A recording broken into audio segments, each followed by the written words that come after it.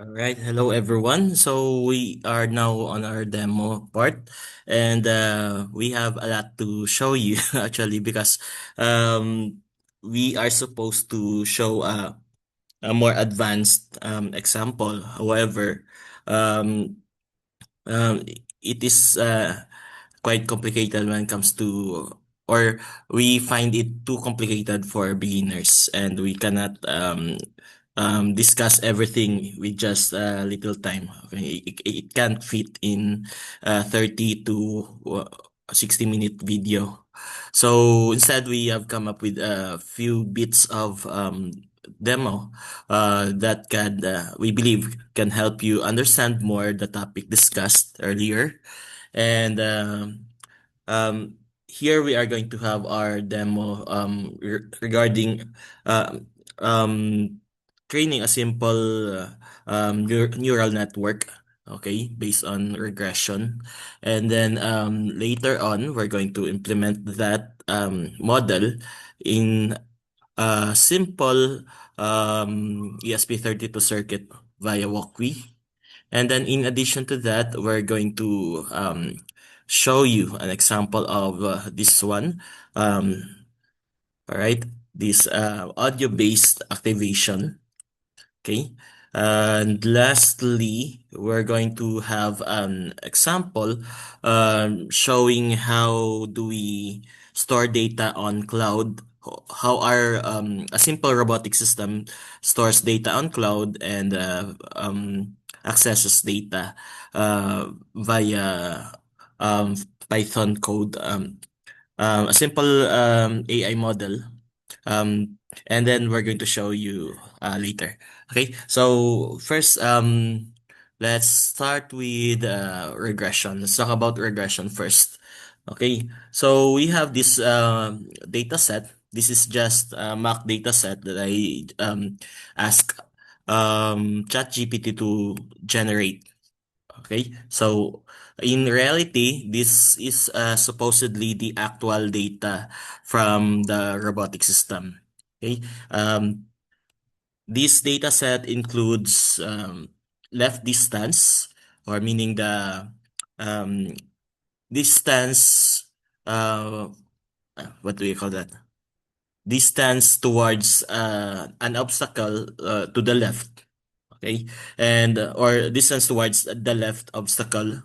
No, um, distance towards the an obstacle on the left side. Okay, I think that's the better um word or term. Okay, while right distance is the distance to the um obstacle to the right side, at the right side. And then we have the distance to an obstacle at the front, and width of the path that the robot goes through. Okay, so the situation, by the way, is a mobile robot tries to navigate in a certain environment. So it must avoid obstacles. Okay, so it should have an AI-based obstacle avoidance model. Okay, so um, previously the ones being used um in mobile robots, especially the older ones, and even the basic ones that we have today, are non-AI type. They are more like probabilistic type. And if you have seen in the video, there's we have a term for that. Okay, you can go back to the video, the AVP shown earlier, where they had mentioned a term regarding the non-machine learning type of um, somewhat like algorithm. Okay, so in addition to these factors, we also consider the safety score of the path, like how safe is the path being navigated through. Like, does it include watery part or wet parts, or does it include spikes or very rough terrain, or does it include fire or some acidic or spills around? So we have the safety score, and this um what do we call this? data points or set of data points in each set of observation. Okay, we have our data points are measured supposedly real time. So let's say every second the system um, captures these measurements and then comes up with the certain predicted value, which is in this case the steering angle of our robot car. So its direction is basically determined by steering angle, which is based on these factors. But in reality, there can be more other factors. But for this example, we only consider these five. Okay, so for each set of values corresponding to each of these five factors, we have a corresponding predicted value. Okay, so this consider this as our historical data, and from that we can go to okay. Let's start from scratch. Before we can come up with something like this, um, we um, try to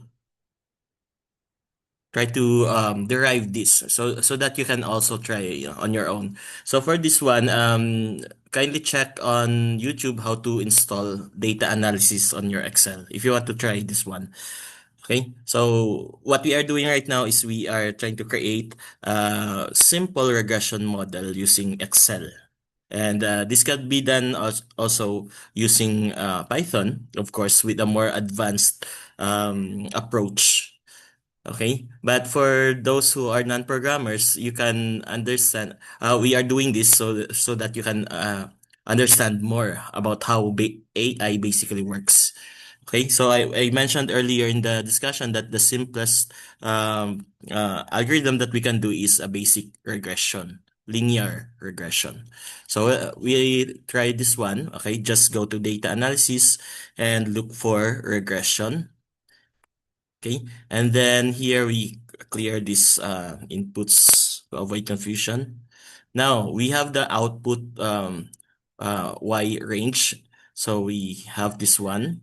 The steering angle is our output. Oh no. Uh, um, this should be an output, but it was labeled as input because our output is the result. Okay, but technically this is the output or the dependent variable because it is labeled as y.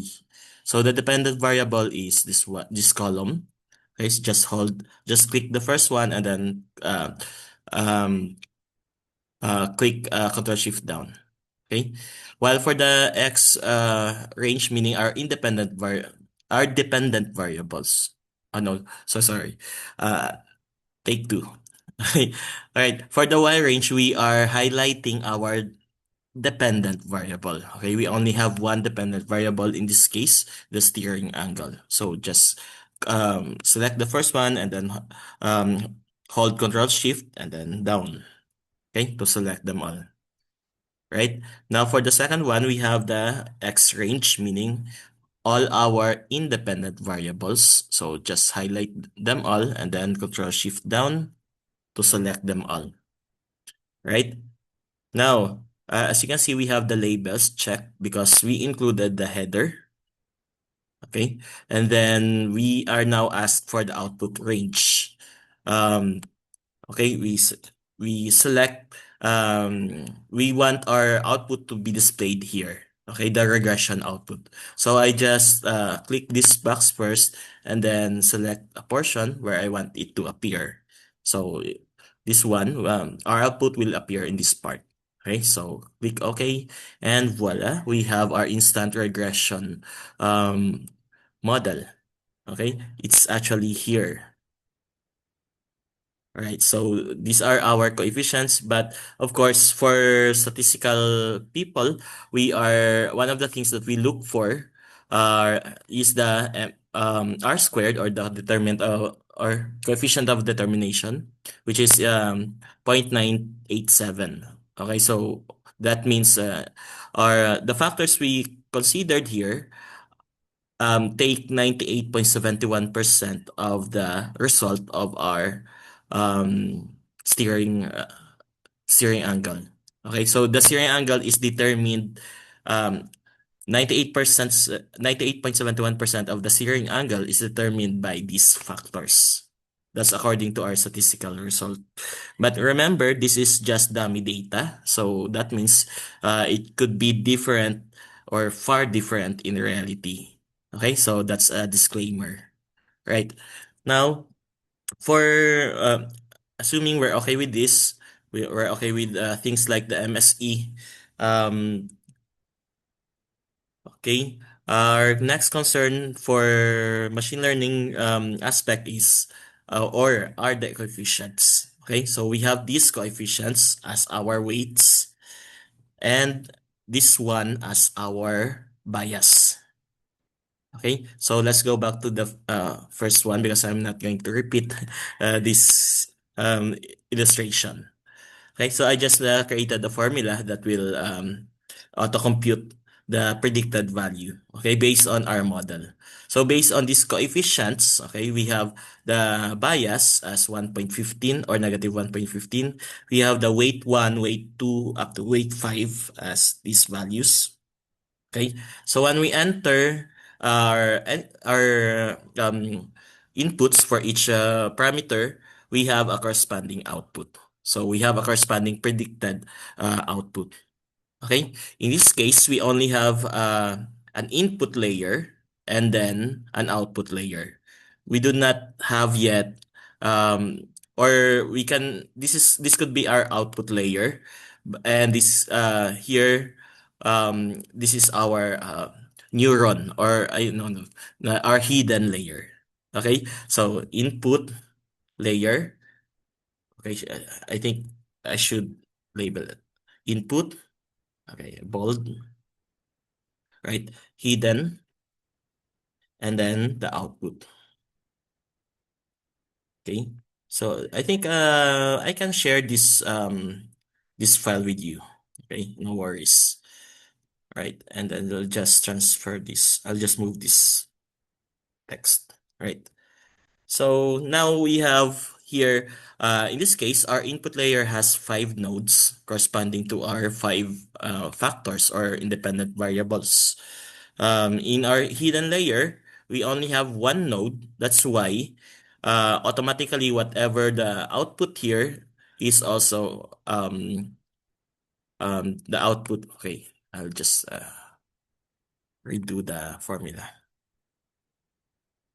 Okay.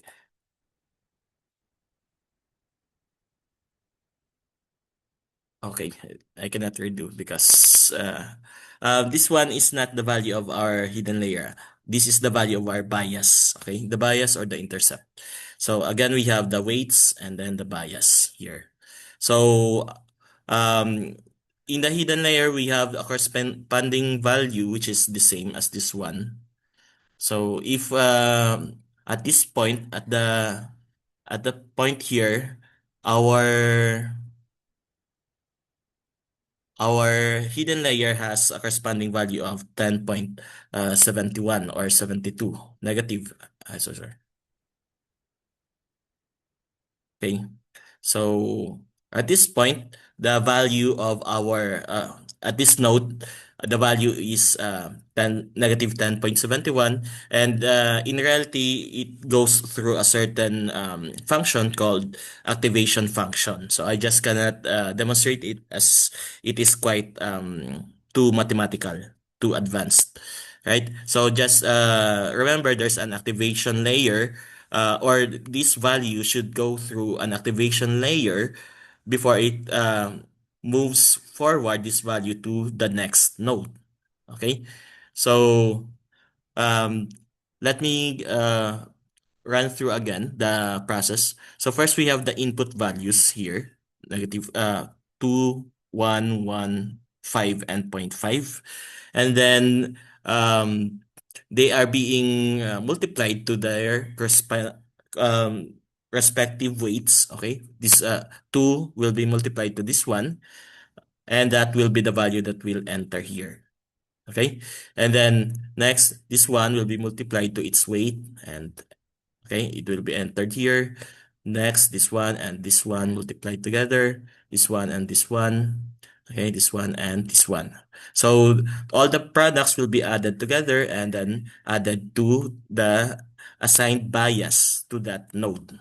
Okay, so each neuron or node has, in the hidden layer, has its own bias value. Okay, so whatever the sum, it will be added with that bias. Okay, so all in all, the value here is negative 10.71. And if it goes through a certain activation function, then that final value will be moved or forwarded here in the output layer. But in this case, we don't have an activation layer or activation function. That's why the value here is just the same on the output. Okay. So in this case, this is only it only happens when we don't use an activation function. Okay, for simplicity purposes. All right, and now using similar data set, we're going to use Google Colab to try it in Python. Okay, so I'll just run this first. We are trying to establish a runtime connection, by the way. I forgot to move this video. Okay, and for a while. Okay. By the way, we've been introducing Colab since the past few sessions and even in the past webinar workshops. So if it's your first time to see Google Colab, you can check our previous sessions. Or you can simply check in Google or in YouTube how to get started with Colab. Okay, I think we're done with the first code block. Okay, we run this one. Okay, no problem. Run this one.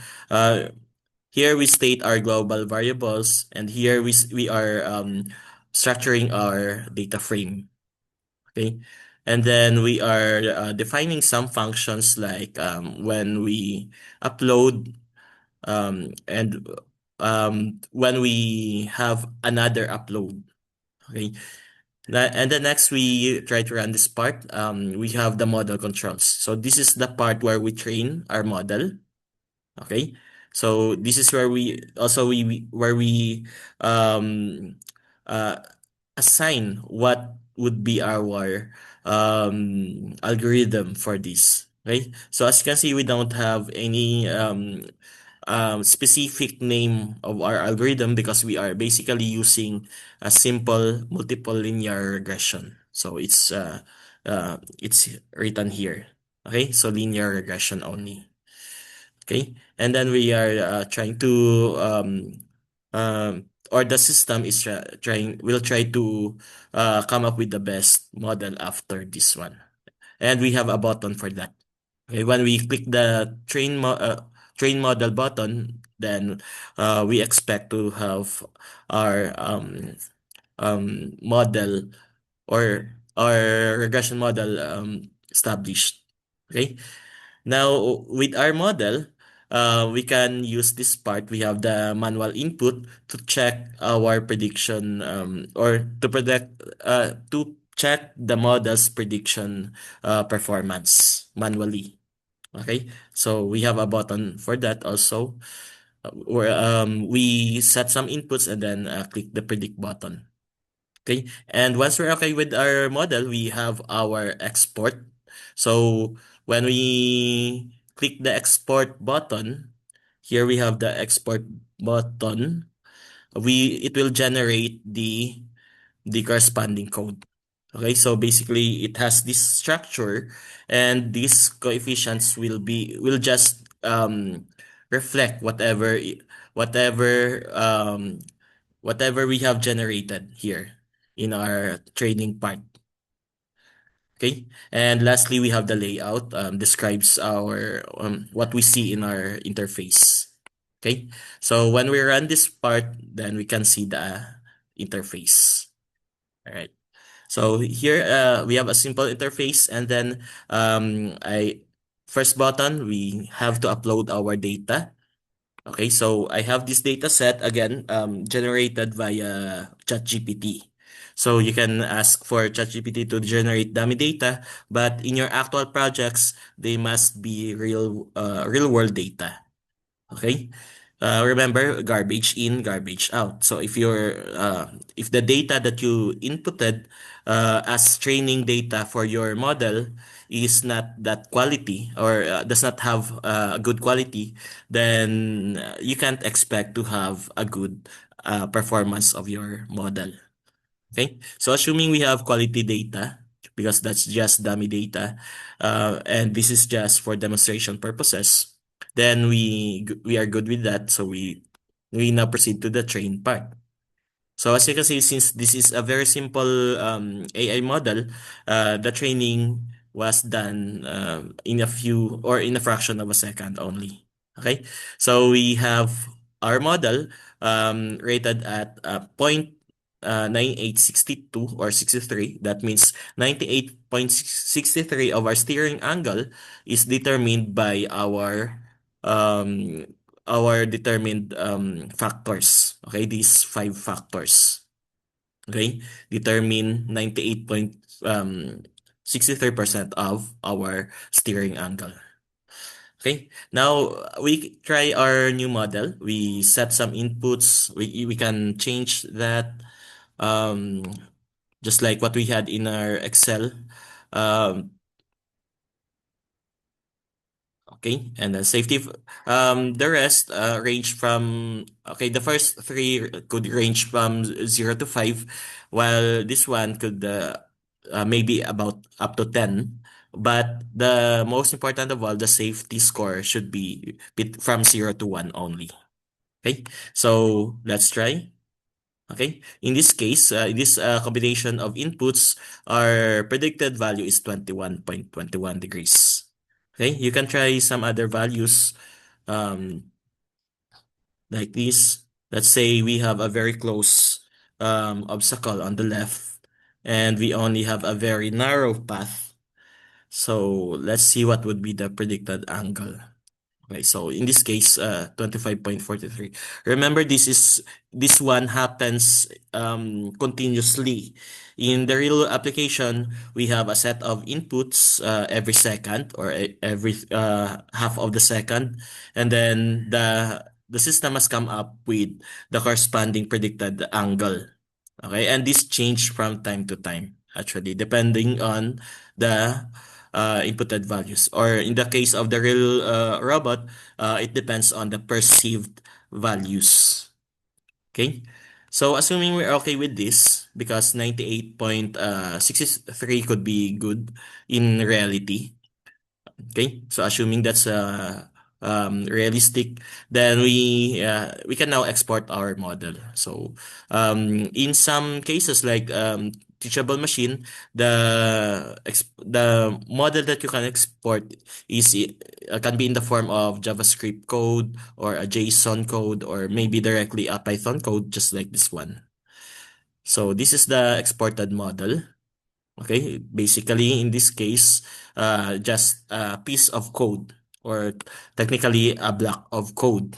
So we can we copy this one, and then we update our existing what do you call this, ESP32 system that makes use of basic regression model. So we're going to change the predict steering function. Okay, so we're going to look for the predict steering block. Okay, if you cannot find it, just type Control F, and then type the name of the I predict name of the function. Okay, this one, right? So here's our block of code to be updated. So we now have a new, actually it was not updated since we are just using the same data set. Okay, so the last time that we run our code, we have this set of coefficients. But if we are going to upload a new data set here, we can expect we are going to have a new set of coefficients.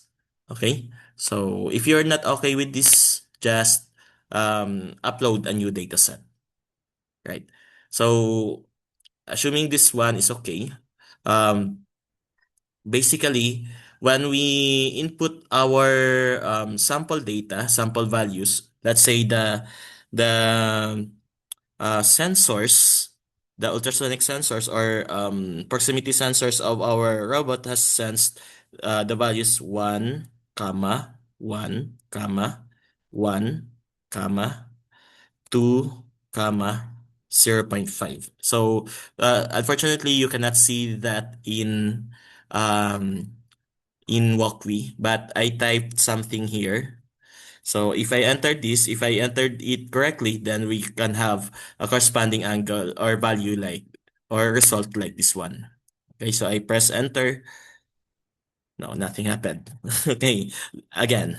So we input or maybe I need to restart this one since oh no, I haven't played. Right. My bad. Right. Take two.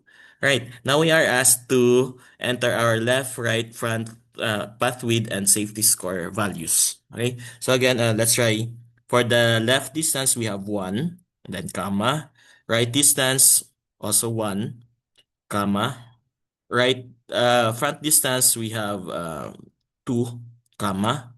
Um, path width, we also have, let's try 5, comma.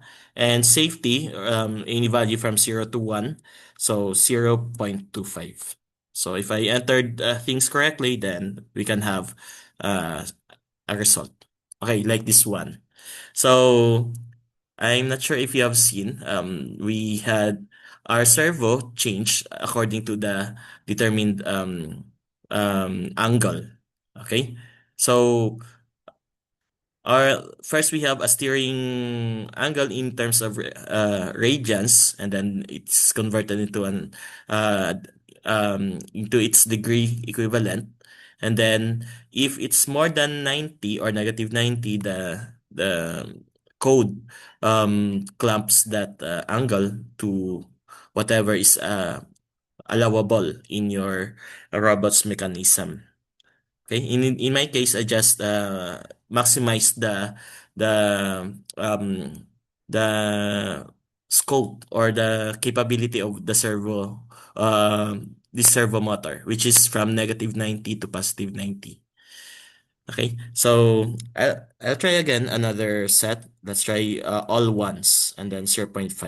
So 1, comma, 1, comma, 1, comma, 1, comma, 0.5. Okay, as you can see, the angle it was negative 23.21, so it went there at this part. And then after 3 seconds, it went back to the default position. So this thing happens continuously in the real uh implementation. Okay? So right now, since we don't have the sensors and we don't have the actual scenario, all we can do is type these values. Okay? But if you want to try, you can put ultrasonic sensors here. So um it's up to you on how do you make this one more realistic. If you'd like to dig deep in this example. Okay. Um, Moreover, we have this for example, we can use this example also using voice activation. Like here in teachable machine, let's say in my case I trained this model that when I according to my voice, when I say the word go, okay, this class is being activated. Okay, so maybe we can use it um to command our robot to go towards a certain direction or stay. Okay, so if I don't say the keyword, um, but it continuously captures different sounds in the environment, as you can see. Okay, it doesn't triggers this pink um bar. Okay, okay, but if I say the word go, okay, right? So that is because we have a very low overlap factor. Let's try the default zero point 0.5. I think the maximum, I know. The default is zero point 0.5.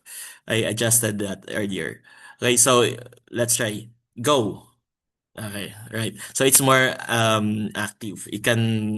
Um it can easily detect the word go. Right. But if I say any word that sounds like go, it will also sometimes or most of the time it will also activate the system. That's the flaw of this model because it's just a basic one. Okay. So let's try go. All right. Go. Uh, glow. Grow. All right. So whenever the pink bar overcomes the orange one, the system will be activated or that command will be carried on or executed. Okay, so if the command is to move forward, then it will only move forward when the pink bar oversees the or exceeds the orange one. Okay, go, glow, go, go.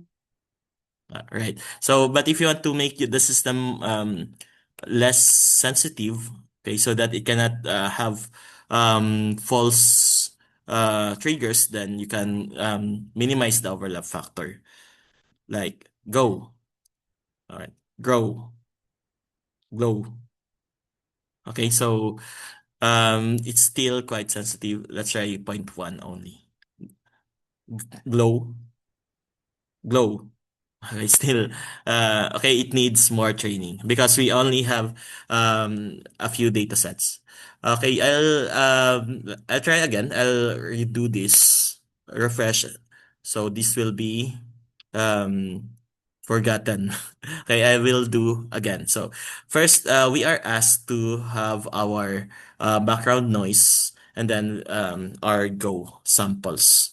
Okay, so we are asked a minimum of 12 samples. So um, it depends on the sampling rate, what we call a sampling rate. We're going to discuss this in our third webinar workshop. This is I'm actually introducing now the audio part. Um, we are asked to encode at least 20 samples. So we can do that by turning on our mic for at least around 20 seconds. So basically the system will capture 20 images of our audio signal. Okay, those images are what we call spectrograms. Yes, basically they show both the time and frequency components of our signal.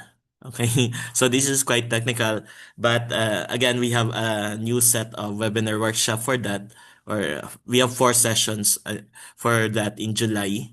So I hope you can join us. All right. In the meantime, let's try. Okay.